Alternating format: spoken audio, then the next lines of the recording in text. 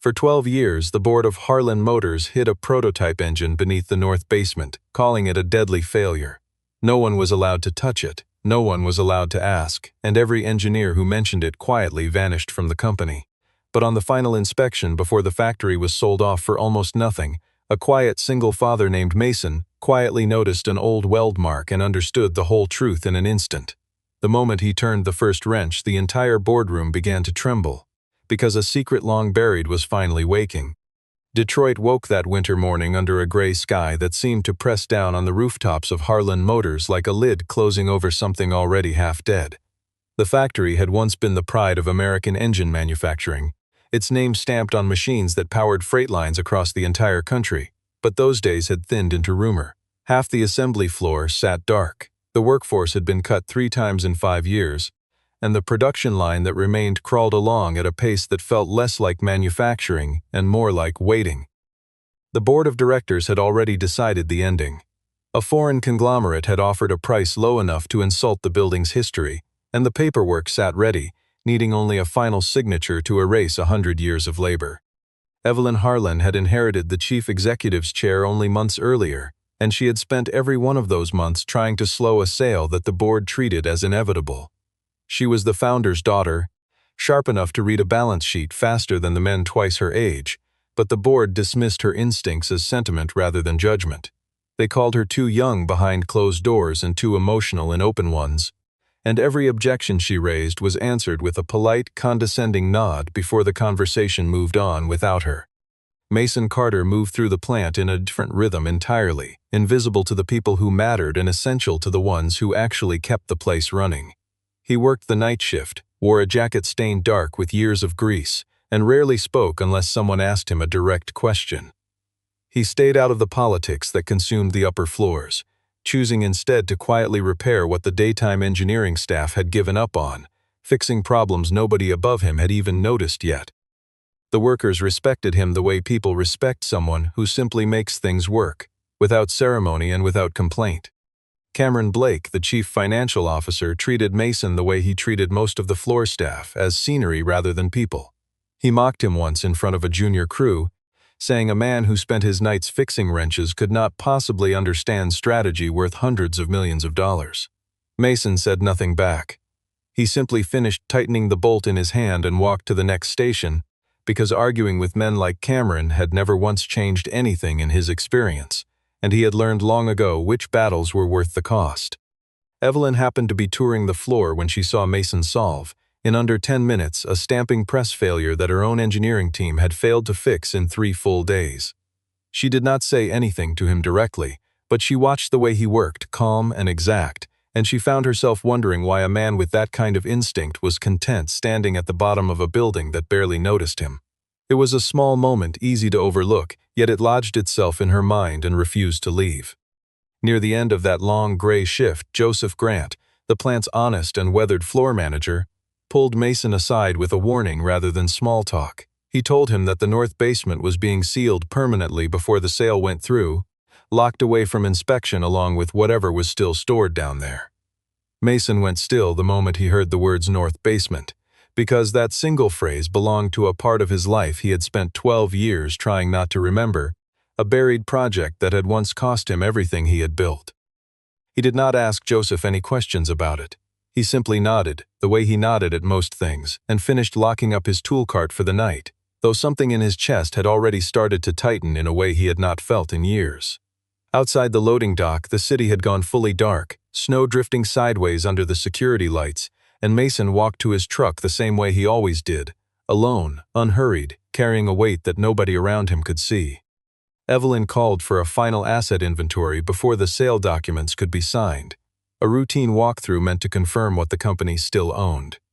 Jackson Vale, the chairman of the board, tried to wave the request aside, insisting the north basement held nothing but broken equipment with no commercial value worth the trouble of inspecting. Evelyn found that strange, because the same worthless space had always required board-level clearance to enter, a level of security that seemed excessive for a room full of scrap metal. She said nothing in the meeting, but the contradiction settled into her like a splinter she could not stop touching.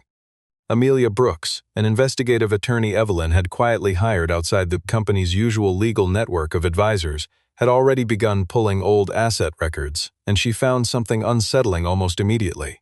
A cluster of files connected to the basement had been deleted from the system on the exact same date 12 years earlier, with no explanation attached to the deletion log. When the electronic lock on the old steel door failed to respond, Mason was called down to force it open manually, since he was one of the few people left who still understood the building's original mechanical systems. The moment the door gave way, the group stepped into a space heavy with dust and silence, a tarp draped over something massive chained down in the center of the room like an animal nobody trusted to wake.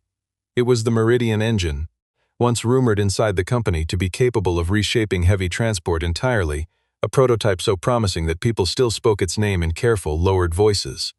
Jackson demanded the area be closed immediately, insisting the engine had detonated during testing years earlier and had nearly destroyed the company's reputation along with it.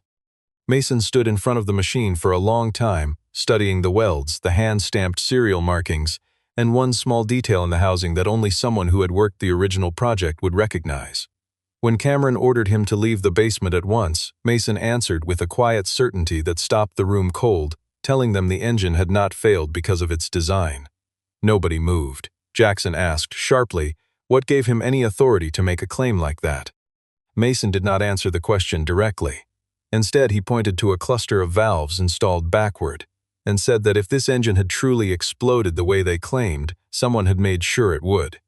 Evelyn felt something shift inside her chest, a slow and uncomfortable recognition that the board had buried far more than a single failed experiment 12 years earlier. Jackson's expression hardened into something closer to fear than anger, though he tried to mask it with authority. Before the basement door was sealed again that evening, Jackson warned Mason directly that touching the engine again would end his employment immediately. No questions, no appeal.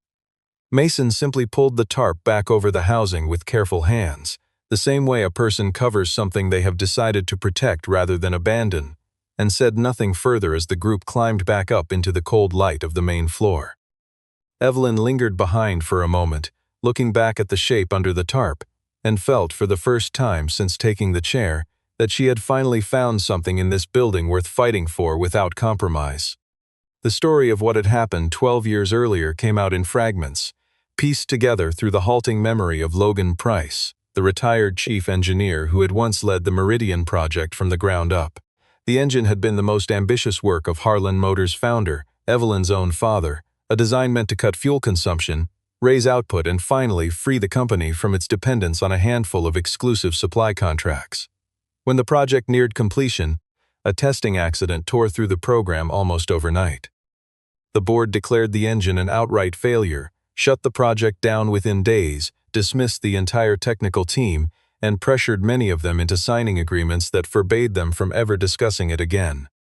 Logan was forced into early retirement before he had any real chance to defend the work he had spent years building. A young technician on the testing team had noticed something wrong with the safety valve configuration just before the final test run, and had filed a report flagging the irregularity to his supervisors. That report vanished without explanation, and so did the technician's name from every record connected to the project afterward. That young technician was Mason Carter, barely in his 20s at the time, the most junior member of the testing crew, with no real power and no one above him willing to listen. After the accident, blame quietly drifted toward Mason simply because he had been the last person to service the equipment before the failure occurred. He lost his position, lost any chance at another senior technical role anywhere in the industry, and found every door that should have opened for a man with his skill closing instead. He chose eventually to take work on a factory night shift, a job that asked nothing of his reputation and offered a steady, dependable income. It let him stay quiet, stay out of sight, and rebuild a life that no longer depended on anyone believing him. The matter of his daughter was mentioned only briefly, almost in passing, the way painful things often are. Mason had once considered fighting the company through legal action, but he abandoned the idea because he needed a job, any job, to provide for Grace, and a long legal battle would have left them both with nothing in the meantime. Evelyn listened to Logan's account in stunned silence, struck by the thought that her father might have spent his final years believing the project of his life had genuinely failed him. Logan corrected her gently. Her father, he said, had never once believed the engine itself was the problem. Near the end of that conversation, Evelyn returned to her father's old desk and found a handwritten note tucked inside a folder she had overlooked for years, a single line that read, simply, "If Meridian dies, find Mason." She read it 3 times before she fully understood what her father had been trying to tell her all along. The handwriting was shaky in places, the ink faded near the edges, as though the note had been written and rewritten more than once before he finally let it sit untouched in that folder. Evelyn pressed her palm flat against the paper for a long moment, feeling something close to grief and something close to direction arriving in her chest at the very same time, and she understood with sudden clarity that finding Mason again was no longer optional. Jackson sensed that Evelyn's suspicion had grown into something more dangerous than curiosity, so he called an emergency board session before she could organize her thoughts into action. He opened the meeting by declaring Mason a safety liability, a man with no management credentials and no legitimate reason to be anywhere near company property of that value. Cameron produced an old personnel file that had clearly been edited, describing Mason as a careless maintenance worker responsible, at least in part, for the failed test 12 years earlier. Several board members made no effort to hide their contempt, referring to him dismissively as a single father who fixed machines for hire, someone who did not belong in a room like this one. Evelyn tried to defend him, but Jackson reminded her, calmly and pointedly, that a vote against the board's wishes could cost her the very chair she was sitting in. Mason absorbed every insult without flinching, his face unreadable, his composure never once breaking under the weight of being spoken about as though he were not in the room at all. The sharpest moment came when Jackson tossed Mason's employee badge onto the table and demanded he sign a resignation letter on the spot, in front of everyone. Mason looked down at the badge for a long moment before he spoke. He said that if they truly believed the engine downstairs was worthless, they would not be so afraid of a mechanic touching it. The room went silent in a way that felt almost physical. Evelyn seized the opening immediately, proposing an independent inspection in front of the full board and the buyer's representatives, a public test that could not be quietly dismissed afterward. Jackson could not refuse the proposal without revealing exactly how much he feared what that inspection might uncover. Cameron, attempting to regain control of the room, set a brutal condition. Mason would have only 48 hours to prove the engine could start without incident. If he failed, Evelyn would lose her position as chief executive, and Mason himself would face legal action for damaging company property in the attempt. Mason agreed without hesitation, asking only that the original technical files from the project be unsealed and made available to him. Later that evening, alone in his office with the door closed, Jackson made a quiet phone call to someone outside the company, his voice low and tight with urgency. He gave a single instruction before hanging up, telling the person on the other end, in no uncertain terms, not to let that machine come back to life. He sat alone afterward in the dim glow of his desk lamp, turning a pen slowly between his fingers, replaying the look on Mason's face when he had refused to flinch in front of the entire board. For the first time in 12 years, Jackson allowed himself to consider, briefly and uncomfortably, that the man he had once dismissed as nothing more than a maintenance worker might actually be the single greatest threat he had ever faced. Mason returned to the basement with Evelyn, Joseph, Amelia, and Logan beside him, the 5 of them stepping into a space that felt closer to surgery than repair work. Dust clung to every surface, wires hung brittle with age, and torn fragments of old documentation lay scattered across a workbench nobody had touched in over a decade.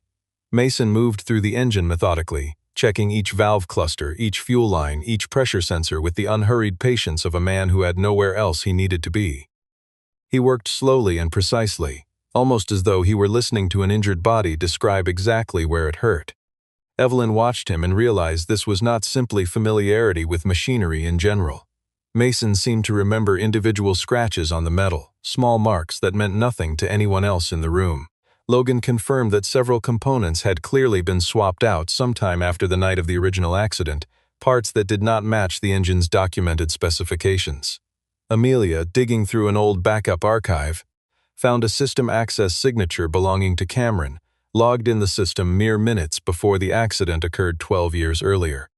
Cameron had never been an engineer, yet his financial oversight role on the original project had granted him approval authority over component changes, a detail buried deep in old procurement records. Mason located the proof himself. The pressure limiter had been swapped for a cheaper substitute that did not meet the engine's required specifications. a part chosen for cost rather than safety. That single discovery confirmed what Mason had suspected for 12 long years, that the explosion had never come from a flaw in the Meridian design itself, but from a deliberate act of sabotage disguised as a budget decision. He remembered, almost against his will, the night of the original accident, when he had been pulled away from the testing floor only minutes before the engine failed.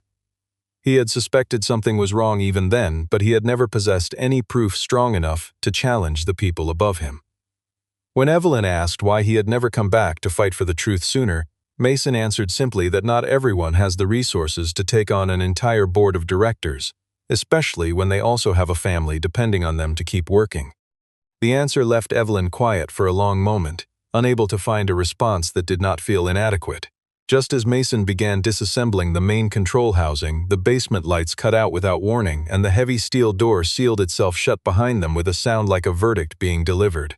For a long second, nobody moved at all, the darkness pressing in close and total, broken only by the faint green glow of an old emergency panel blinking somewhere near the far wall. Mason's hand found his flashlight without him even needing to look for it, and in that small, automatic motion, Evelyn caught a glimpse of exactly how many times in his life this man had already learned to stay calm when everything around him went dark. The basement plunged into total darkness, trapping the entire group inside with no obvious way out. The ventilation system stopped working almost immediately, and the temperature began to climb as a backup generator kicked in incorrectly, feeding heat into the space instead of air. Joseph suspected almost at once that this was no accidental failure. Mason pulled out a flashlight and began working through the old electrical panel with steady, unhurried hands, refusing to let the rising heat rush his judgment. Evelyn noticed, for the first time with real clarity, the difference between Mason and the powerful men who usually filled the boardroom upstairs. He did not raise his voice. He did not look for someone else to blame. He simply kept working methodically, as though panic were a luxury he had never been able to afford. Mason eventually found a breaker that had been deliberately jammed to create a controlled short circuit, a small, precise act of interference rather than a random mechanical fault. Someone wanted them frightened, wanted them to abandon the basement, or wanted the evidence inside it quietly ruined before anyone could examine it properly. On a nearby security monitor, Cameron appeared in the control room, performing concern for the cameras while subtly preventing another maintenance crew from opening the sealed door. Amelia recorded every strange instruction Cameron issued on her phone, careful to capture both his words and the timestamp attached to them. Logan began to suffer chest tightness from the heat and the thinning air, his breathing growing shallow and labored in a way that worried everyone watching him. Mason immediately moved him toward the section of the room where airflow remained strongest, then turned back to the exposed electrical panel, despite the obvious danger involved in working it. Drawing on decades of familiarity with the plant's old wiring, he managed to reroute a secondary circuit, just as Evelyn began to feel lightheaded from the lack of oxygen herself. The door finally released, and the group stumbled out into the corridor gasping for clean air. Jackson appeared moments later, feigning outrage over what he called a serious safety violation, as though the danger had simply materialized on its own. Mason spoke up in front of everyone gathered, saying plainly that the real violation belonged to whoever had locked living people inside a room with a sabotaged engine. Murmurs spread quickly through the gathered workers, suspicion finally turning, for the first time, toward the people upstairs.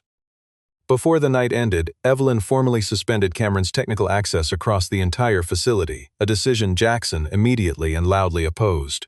Joseph stood close to Evelyn through the confrontation, his arms folded, his face set in the kind of quiet anger that came from seeing, in plain terms, what the people above him had been willing to risk to protect their own interests. Mason said little else that night. He simply gathered his tools, checked once more on Logan's breathing, and walked home through streets still dusted with snow, carrying inside him the strange, unfamiliar weight of finally being believed. Amelia kept tracing the old data trail and eventually located a backup server that had long since been removed from the company's primary network, sitting forgotten in a records closet nobody had cleared out. Logan remembered that Evelyn's father had always kept an independent copy of every major design file inside the old drafting archive, separate from the systems the rest of the company relied on. Mason, Evelyn, and Amelia made their way there together, working through drawers of brittle folders until they found one roll of technical film that had somehow survived intact. Inside it was the final design of the Meridian engine, complete with handwritten notes in the founder's own script along the margins. One note confirmed, in plain language, that Mason had filed a report warning about an unauthorized component change before the original accident ever occurred. That single line proved beyond any doubt that Mason had never caused the failure that ended his career, but had tried, quietly and unsuccessfully, to stop it from happening in the first place. Amelia found something else buried in the same archive, an old internal exchange between Jackson and Cameron from the weeks before the accident. The contents revealed that the board had deliberately buried the project, not out of safety concerns, but because a successful Meridian engine would have shifted financial control away from them and toward the founders' planned restructuring of the company. They had never intended for anyone to be hurt, the message suggested, but they had accepted the risk anyway in order to quietly destroy the test and bury the program for good. The accident that followed became the perfect excuse to shut the project down, sell off the secondary patents, and keep their grip on power intact. Evelyn read the exchange twice, then sat down heavily, overwhelmed by the realization that her father had been betrayed by people he had trusted with his life's work. Mason did not offer hollow comfort. He told her, simply, that the truth could not bring back what had already been lost, but it could still stop the same people from writing the next chapter of this company's history. Evelyn straightened, her grief hardening quickly into resolve. She decided then that she would not only save the factory from being sold, she would make sure the board's conduct became impossible to hide from anyone. Word of the discovered files reached Jackson before the night was over, and he responded by moving the vote on the factory sale forward, scheduling it for the following morning before anyone could slow him down again. Cameron argued that moving so quickly was reckless, but Jackson cut him off, insisting that the only way to survive what was coming was to finish the sale before the board could even consider reversing course. Across the city, Evelyn sat in her father's old study long after midnight, the technical film spread across his desk, preparing the argument she would need to deliver in the morning with absolute precision. The next morning, the main boardroom filled with directors, attorneys, buyer representatives, and a handful of senior managers, every chair occupied well before the scheduled start. Jackson opened with a cold, rehearsed statement, declaring that Harlan Motors had reached the end of its useful life and that selling the factory was the only responsible path forward. Cameron followed with a slide deck full of carefully edited loss figures, presented as undeniable proof that the plant no longer held any meaningful value. Evelyn objected immediately, demanding the vote be delayed until the Meridian inspection had been completed as promised. Jackson mocked her openly in front of the entire room, suggesting she was gambling the company's future on the instincts of a mechanic with no formal title to his name. Mason was called into the boardroom shortly afterward, treated by several directors as little more than a witness brought in for novelty rather than substance. One board member asked him directly whether he had any evidence beyond what he called a mechanic's gut feeling. Mason set a charred, blackened component on the table in front of them, along with the original design drawing pulled from the archive the night before. He explained the discrepancy in plain, simple language, careful and unhurried, until even the directors with no technical background could understand exactly what had gone wrong 12 years earlier. Cameron tried repeatedly to interrupt and redirect the conversation, but Amelia calmly produced the access logs that placed him at the scene of the tampering before the original accident. Jackson kept his composure, insisting that everything presented so far remained speculation unless the engine could actually be made to run successfully in front of witnesses. Evelyn answered by announcing that the inspection would happen immediately, in full view of the board, the buyer's representatives, the assembled workers, and the facility's own internal security cameras. Jackson found himself cornered, unable to refuse without making his fear of the outcome obvious to everyone watching him. If the engine failed to start, Evelyn would lose everything she had fought to protect, including her position at the head of the company. If it succeeded, the board would lose far more than a sale, facing the very real possibility of a criminal investigation into what had happened 12 years earlier. The room fell into a tense, uneasy quiet as the stakes settled fully into place. Mason rose from his seat without another word and walked out of the boardroom toward the basement, the entire factory watching him through the windows as he passed. Workers stopped what they were doing on the floor below, drawn quietly toward the corridor, as word spread that the engine everyone had heard whispered about for years was finally being brought up into the light. Evelyn followed a few steps behind him, matching his pace, and for a brief moment neither of them said anything at all, the silence between them carrying more weight than any speech either could have delivered in that boardroom. The Meridian engine was hauled up from the basement into the main testing bay for the first time in 12 long years, its surface still streaked with the dust of everything it had survived. Workers gathered behind the safety line in numbers far greater than anyone had expected, while the board watched from the glass observation room above, and Evelyn stood close to the control panel with her hand resting near the activation switch. Jackson and Cameron tried to appear calm, but the tension in their shoulders gave them away to anyone paying attention. Mason pulled on his protective gear and made one final pass over every connection, checking each fitting with the same unhurried patience he had shown from the very beginning. He spoke little, asking only that Joseph call out the pressure readings, that Logan confirm each measurement against the original design, and that Evelyn herself retain control over the final activation. A young engineer nearby, clearly nervous, asked Mason how he could possibly be certain the engine would not explode in front of everyone watching. Mason answered that machines do not lie, only the people who describe them do. The first activation attempt failed almost immediately, the engine shuddering weakly before falling silent again. Jackson seized the moment, declaring loudly that the test had already proven enough to settle the matter once and for all.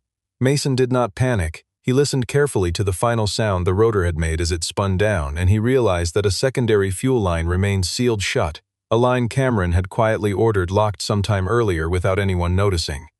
Mason requested that the line be opened immediately. Jackson shouted that doing so could kill everyone standing in the room. Mason turned and looked directly at him, asking calmly how Jackson could possibly know that particular valve was dangerous unless he had once studied the original design himself. The room went utterly silent. Evelyn gave the order to open the secondary line without further hesitation. Mason adjusted the regulator with his own hands, made one final correction, and stepped back from the engine to wait. The second activation began with a dry, hesitant clatter, almost disappointing in its uncertainty, before deepening into a low, steady rhythm that sounded less like machinery and more like something waking from a very long sleep. The pressure gauges climbed and then held perfectly steady. The temperature readings stayed safely within range. The auxiliary electrical systems flickered on, one after another, casting new light across faces that had not expected to see this moment at all. The Meridian engine ran. It did not explode, it did not falter, it did not fail. The entire room stood frozen for a long breath before the silence broke into something closer to disbelief than celebration. Evelyn, tears rise without warning, though she held her posture exactly the way a chief executive should. Logan pressed a hand to his chest, looking at the machine the way a man looks at an old friend he had given up for dead. Mason simply stood still, his eyes heavy rather than triumphant, because for him this was not a victory to celebrate but 12 years of his life finally being handed back to him. On the display behind him, the performance readout climbed steadily upward, confirming that the engine had exceeded even its original design specifications by a wide margin. Almost as soon as the engine settled into a steady run, Amelia made the access records, the old internal messages, and the evidence of the swapped components fully public to everyone in the room. The buyer's representatives withdrew from the deal within minutes, realizing the assets in front of them were worth far more than anything the board had ever reported on paper. Workers gathered outside the testing bay began calling loudly for a formal investigation into what had truly happened 12 years earlier. Jackson tried to slip out of the observation room, but Joseph and the internal security team blocked his path on Evelyn's direct order before he could reach the corridor. Cameron, visibly unraveling, attempted to shift every ounce of blame onto Jackson alone, insisting he had only ever followed instructions from above. Jackson fired back just as quickly, claiming Cameron was the one who had actually swapped the components himself, and within seconds the two men were openly accusing each other in front of cameras, attorneys, and a room full of stunned witnesses. Amelia reminded everyone present that the entire test had been recorded, including an unguarded remark Jackson had made earlier about the danger of that particular secondary valve. Evelyn used the moment to formally remove Jackson from his operational authority, invoking an emergency clause meant to protect company assets from exactly this kind of conduct. Several board members who had stayed quiet throughout the crisis quickly began distancing themselves from Jackson entirely, eager to protect their own positions now that the truth had surfaced so publicly. Mason was asked to say a few words to the workers gathered outside, and he kept it brief, without any trace of bitterness in his voice. He told them the factory had not died because its machines grew old, but because the people at the top had simply stopped believing in the people working below them. The words landed hard among the crowd, several of whom had spent years feeling exactly the same way without ever hearing it said aloud. Evelyn announced, plainly and without hesitation, that Harlan Motors would not be sold. The Meridian engine would undergo a full independent certification, and the original technical team, scattered for over a decade, would be invited back to help rebuild what had been taken from them. Logan's reputation was formally restored before the entire room. Mason's old personnel file was corrected the very same day, the false blame erased from the record at last. By the time security finally walked Jackson out of the building, he passed directly beside the very engine he had spent 12 years trying to keep buried in the dark. He did not look at it. He kept his eyes forward, his jaw tight, his hands cuffed loosely in front of him, while the workers lining the corridor watched him go without a single word of sympathy offered in his direction. Cameron was escorted out through a separate door minutes later, still muttering about contracts and clauses that no longer mattered to anyone listening. Late that night, once the chaos had finally settled into something quieter, Evelyn found Mason alone in the workshop. The factory around them silent, except for the faint hum of light reflecting off the Meridian engine. She apologized to him directly, telling him that her family's company had taken 12 years of his dignity away from him without ever once looking back to consider the cost. Mason told her she had not been the one who caused any of it, but that she now carried the responsibility of deciding what happened next. Evelyn offered him the position of Director of Engineering for the Meridian rebuild, a role with real authority and a title that finally matched the work he had always quietly done. Mason hesitated, admitting he was not comfortable standing in front of cameras, was not used to wearing a suit, and had never wanted to become anyone's symbol of anything. Evelyn told him plainly that she did not need a symbol. She needed the one person who had actually listened to this machine when no one else would. Mason eventually agreed, but only on the condition that the original crew be kept on permanently, and that anyone wrongly dismissed over the years be given a genuine chance to return if they wanted one. Evelyn accepted without a moment of hesitation.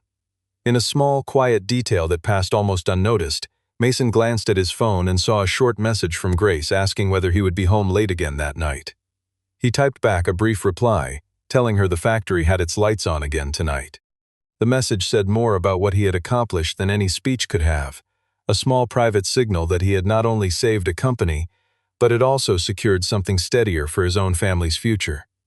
Logan arrived a short while later, holding out an old technical badge that had been kept in storage for 12 years, never thrown away despite everything that had happened. The name printed on it still read Mason Carter, untouched by time or by the lies that had tried to erase it. Mason held the badge for a long moment, something tightening in his chest, though he did not let himself cry in front of anyone. Before he left the workshop that night, he pinned the badge onto the chest of his new protective jacket, where it belonged all along. He stood there a moment longer, looking at the engine one final time before switching off the overhead lights, and for the first time in longer than he could remember, he felt no urgency to look over his shoulder on the way out. Evelyn watched him go from the doorway, struck by how quietly he carried something that would have made most men insufferable with pride, and she found herself thinking that her father had chosen the right person to trust, even if it had taken 12 years for the company to catch up to that truth. Several months later, Harlan Motors had moved firmly into a season of recovery, no longer a company waiting to be sold off but a working center for cleaner, heavy-duty engine technology built on the foundation Mason had helped restore. The Meridian engine passed its full independent certification with results that confirmed its enormous commercial potential, exactly as the founder had always believed it would. Evelyn kept her seat at the head of the company, though she ran it differently now, more transparent, more willing to listen to the people on the factory floor, and far less willing to hand unchecked power back to any single board again. Amelia led both the civil and criminal proceedings against Jackson, Cameron, and the others who had taken part in burying the truth 12 years earlier. Logan returned in an honorary advisory role, finally given the recognition that had been stripped from him for so long. Joseph was promoted to oversee operational safety across the entire plant, a responsibility he had effectively carried for years without the title to match it. Mason never turned into the kind of loud, self-congratulating figure that stories like this often produce. He still arrived early most mornings. He still checked the machines himself before trusting anyone else's word for it. He still spoke only when he had something worth saying. But now people addressed him by his actual title, and more importantly, they spoke to him with a respect that had taken 12 years and one impossible engine to finally earn. A quiet trust grew steadily between Evelyn and Mason over those months, the kind that could, in time, become something warmer, though neither of them felt any need to rush toward it. At the official unveiling of the Meridian program, Evelyn asked Mason to start the engine himself in front of the assembled workers, the press, and a new generation of young engineers eager to learn from him. Mason looked toward the section where the original crew stood together, then glanced briefly at Logan beside him. He kept his remarks short the way he always did. He said only that an engine could be hidden away for 12 years, but the truth never truly stops waiting for the day it gets switched back on. He pressed the activation switch himself. The Meridian engine roared to life once more, no longer the sound of a buried secret but the unmistakable sound of justice finally arriving where it belonged. Evelyn watched him, fully understanding now that the man the entire board had once dismissed without a second thought had saved far more than a single machine. He had saved the soul of the company her father had built. The story closed on Mason walking out of the plant at dusk, the light behind him burning bright and warm, a quiet symbol of dignity returned and a future finally allowed to begin again. Behind him, through the tall factory windows, the Meridian engine continued its steady, even rhythm, a sound that would carry on long after everyone in that room had gone home for the night. Somewhere out past the parking lot in the gathering blue of early evening, Mason's truck waited exactly where he had left it, ready to carry him home to the one part of his life that had never once needed saving, because it had never once stopped believing in him. If you want to know exactly who buried this engine for so long, stay with us until the final explosion.